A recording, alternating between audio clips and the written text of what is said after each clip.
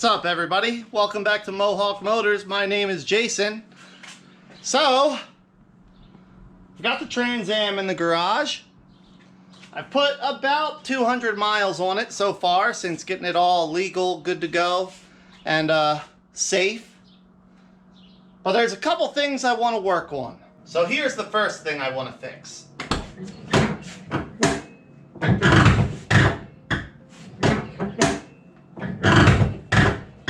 How awful is that? I'm like embarrassed to close the door when I drive at places because of that grinding. It's so bad. Let me show you what's causing it. So the door detent roller is what's actually making all that racket and causing all the fuss. You can see it's down here on the bottom door hinge. Right there. The arm has actually eaten through the roller. It's so worn out. Now, this is a fairly common problem in these cars, and that's the first thing I want to get fixed because, man, it's just awful. Now, from the reading I've done and what I've been able to see online, it's much easier to do this with the hinge removed from the car. So I bought this little tool. It's a door detent spring compressor. Basically, you slide the little ends here into the detent spring and then tighten this nut to compress it. And that allows you to remove that spring safely / at all. There's a lot of tension on that spring, so you need to compress it to get it out of there. There we go. Detent spring compressed and removed. I'm just going to leave it in the tool while I do the rest of this repair. Okay, team, so I've got the whole hinge, this is the lower hinge, off the car. You can see how this roller pin is bent. So I'm going to have to try to get that straight again. I also, I don't know if you can see, but I mean, that detent cut right through the roller and started cutting into the pin itself. I wound up just taking the whole door off because there wasn't going to be any good way to get this hinge lined back up straight without doing that.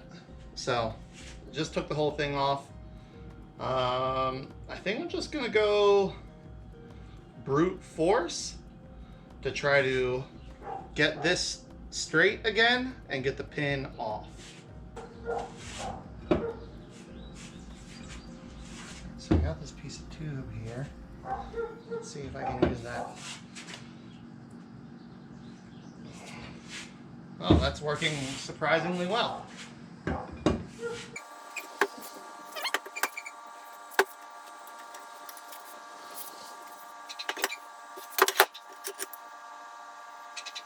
Okay, that wasn't so bad.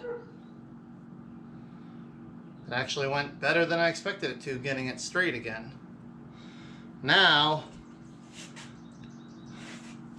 what holds this roller in, this part up here is a pin that's pressed down into this wide part. So I need to somehow pull that up off of there. Seems to be. Alright, so what I think I'm going to try to do, I accidentally crushed the little roller trying to clamp it in the vise. So I removed the little nylon bushing also. I'm going to clamp the vise onto the pin here and see if I can't drive the rest of it down off.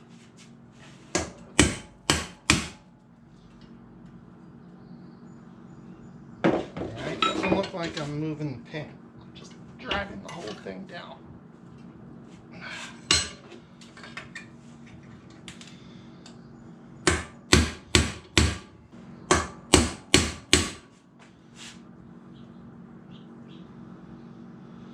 Alright, I'm just pushing the whole works down in the vise. Let's get it hot. See if a little heat expansion helps.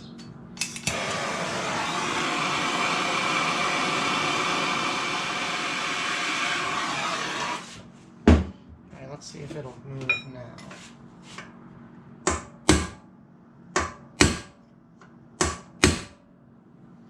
Oh, now we're getting somewhere.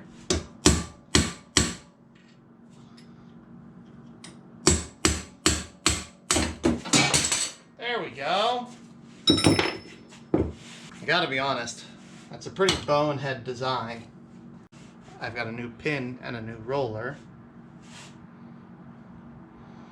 which as soon as this cools off, I will install. A few moments later. Okay, we're nice and cooled off now. Now there's no trick to installing the new one. Get it in place and you drive it in. A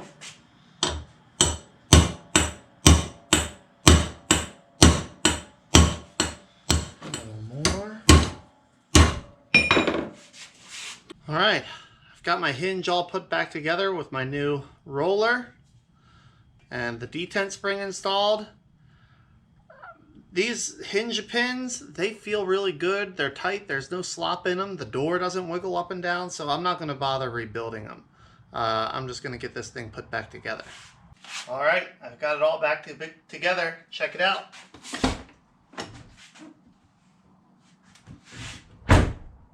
Ah, all the way open, half open, closed. Got it all lined back up again really nice, and no more awful detent noise. The other door is good. I got to imagine this door just gets opened a hell of a lot more, and it just wore that one out. So that's it for that little issue that I wanted to get taken care of. There's one other thing, but it has to wait for a different day. I'm done for tonight. I'm going to clean up, go in, and cool off. Several days later. All right, everybody. So it's about a week later. I just got done filling all my customer orders for this upcoming weekend, getting the parts pulled and stuff. So I have time to work on my projects again.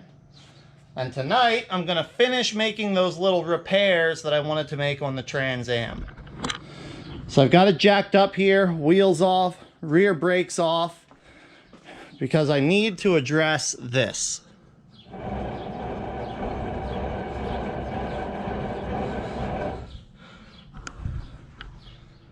The wheel bearings in this rear end are smoked. They're that noisy in the air with no weight on them. Can you imagine how loud they are when I'm driving down the road? It's loud. The driver's side isn't as bad.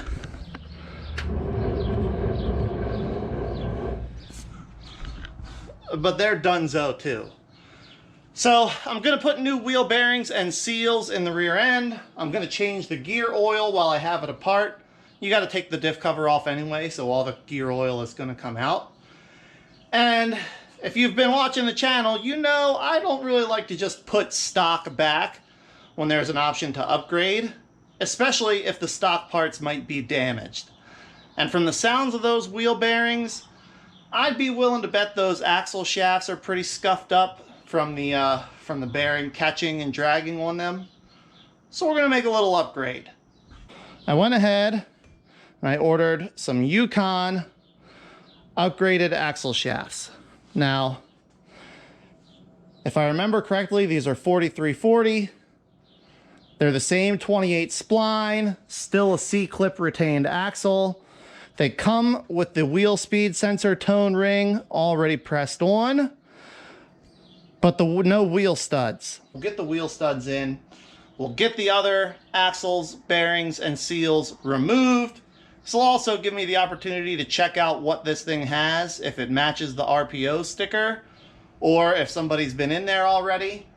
And we'll get this thing put back together and make it much more enjoyable to actually drive around. Okay, everybody.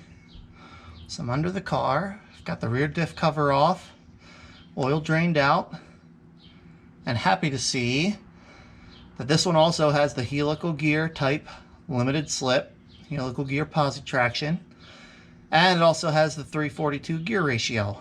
If you don't know how to get this far, I'll put a link up here to the last video I did taking one of these rear ends apart. Now this is where you have to take things a little bit further apart to actually get the axle shafts out. So on one side of the differential, you'll see this little bolt here. And this bolt holds this centerpiece in. Now this centerpiece in this differential takes the place of a center pin like you would find in an open differential, or even in most differentials that aren't a helical gear limited slip. So it's a 5/16 bolt. You go and take that bolt out and then pull this piece out. Okay, so I've got the bolt out, or loose. I can get it out, and even that far is fine. And now I need to get this piece out, and it just pulls right out. There we go. Now I should be able to slide my axle shaft in and get the C-clip off the end of it. So the tone ring is running into the plastic of the wheel speed sensor before I can push the axle shaft in far enough to get the C-clip off. So I'm going to pull the wheel speed sensor off. It's just a little 10mm bolt here on the back side. That should give me enough room to push the axle shaft in far enough to get the C-clips off to get the axle shaft out. I accidentally pushed the axle side shaft in so far that the C-clip already fell out. If I push the passenger side in, oh, there it is. Boom. So now I should be able to just slide both axle shafts right out. Ooh! Yep, glad I got those new shafts. Guys, look how rough that is. That bearing is toast. No wonder this thing was making so much noise. This is the passenger side shaft. Let's see how the driver's side is. And that side is smoked too. Good thing I ordered those other shafts. I had a feeling from how noisy it was that these shafts were going to be smoked along with the bearings, but that's confirmation. We'll get the wheel studs pressed out of these axle shafts, pressed into the new ones, and then put the new bearings and seals in.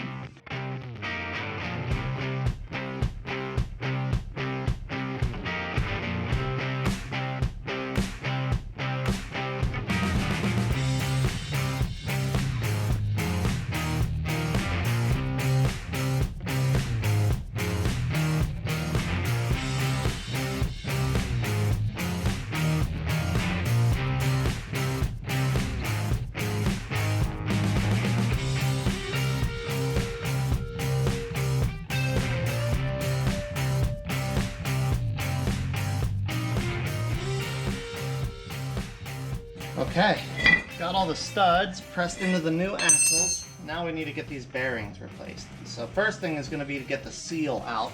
I'm just going to use this seal puller.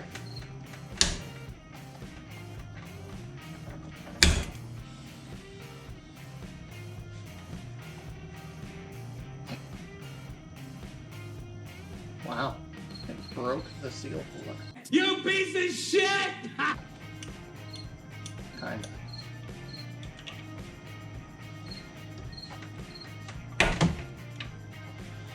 Alright, I guess we're removing it in pieces. There's the seal. Now the bearing. Ideally, a slide hammer is used to remove these. I don't have a slide hammer, so I'm going to try a poor man slide hammer. Alright, I got it out. I wound up. I improvised myself a little puller here using a bolt, some washers, and a bearing race driver puck. But it worked. I was able to pull the old bearing out. So now I can put the new bearing in and the new seal, and then do the other side the same way. All right, everybody. Well, I gotta call it quits for the night. I got the axles, the new axles installed with the new wheel bearings and seals. I got the differential put all back together, and the differential cover surface cleaned off with the buffing wheel. But I have to stop because I somehow let myself get down to only 1 can of brake clean, which wasn't enough to get the differential satisfactorily clean for me. And I still need to clean the differential cover to be able to stick it back on there. Okay, everybody, that's the next night. I can't remember where I left off, but I went ahead and I got everything put back together. The new axle shafts are in. I've got the brakes all back on. Brake cleaned everything out. I went and bought more brake clean today. Sprayed out the center differential. Got as much gunk and schmutz out of there as I could. From the looks of things, the oil has never been changed in this rear end. So there was a lot of material on the bearing. The oil looked gross. So some new oil should be really good for this thing. And that's all I have left to do. Fill it up with oil and then put the wheels back on it and take it for a test drive. It should be so much quieter.